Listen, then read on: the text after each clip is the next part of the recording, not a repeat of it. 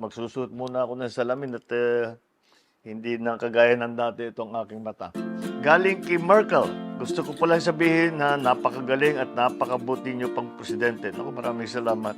Kahanga-hanga at ubod ng talino. Pampo naman ang talino.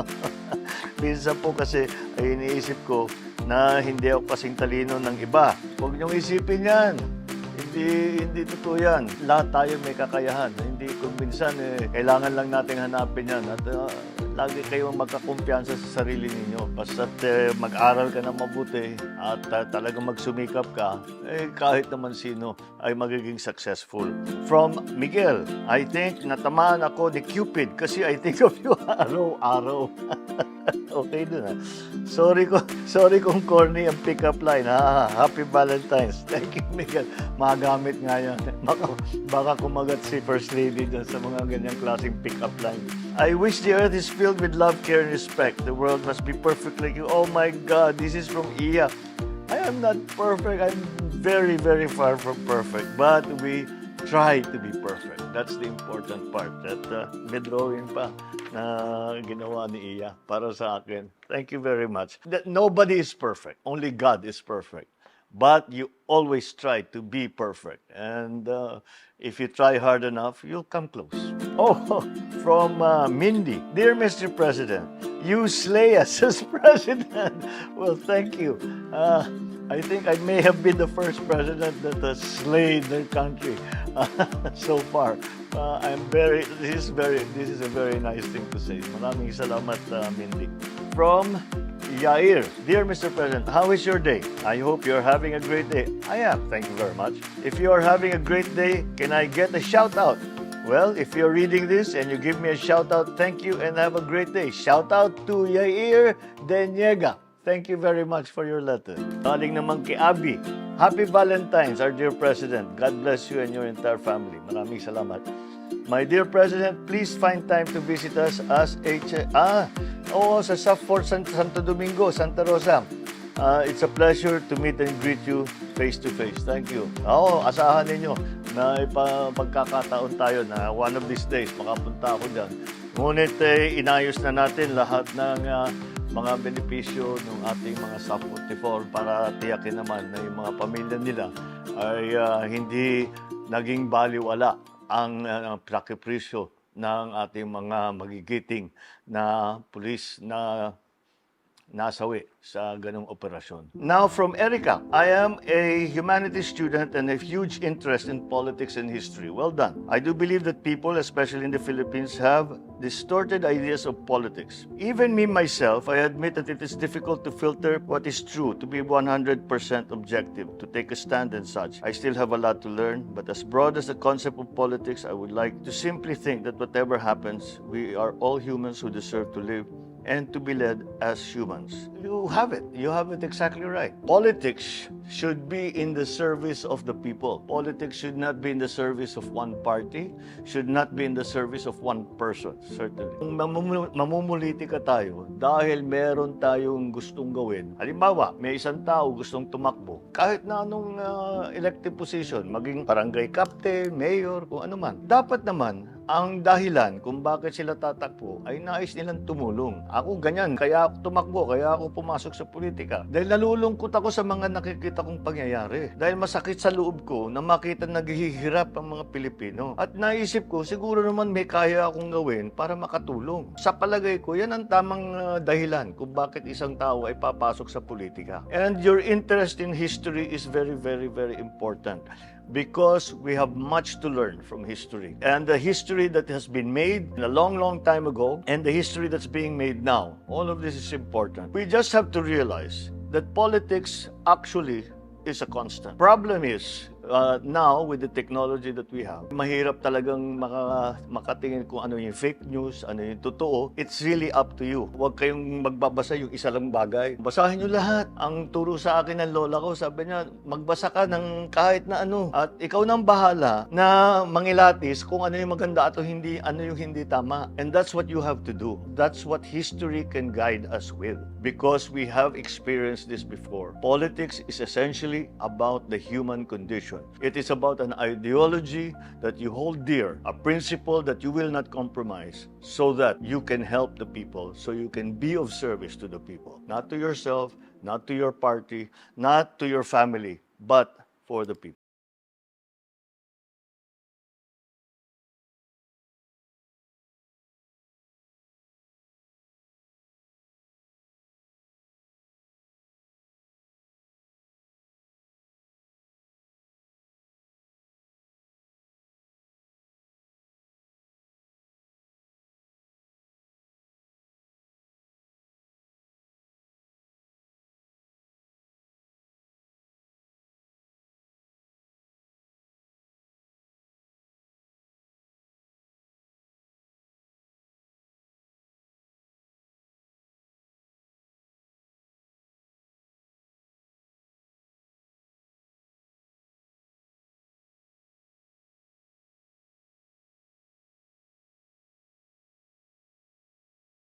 President, greetings from Lian. In the name of the Lord, I am Lian Leo Mayan, and from Santa Rosa, Laguna.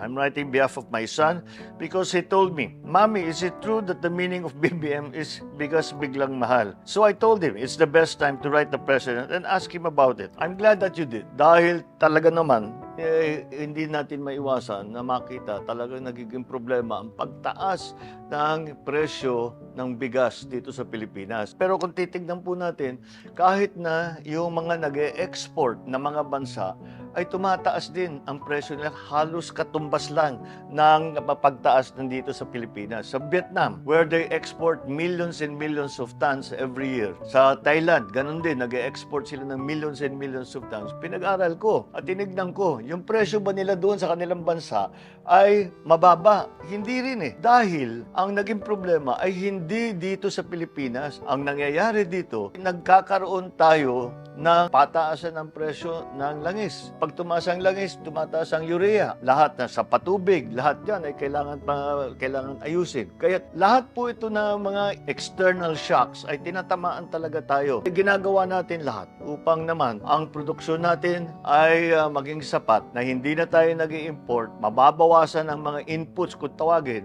para sa ating mga farmer at sana naman may stabilize man lang natin yung presyo ng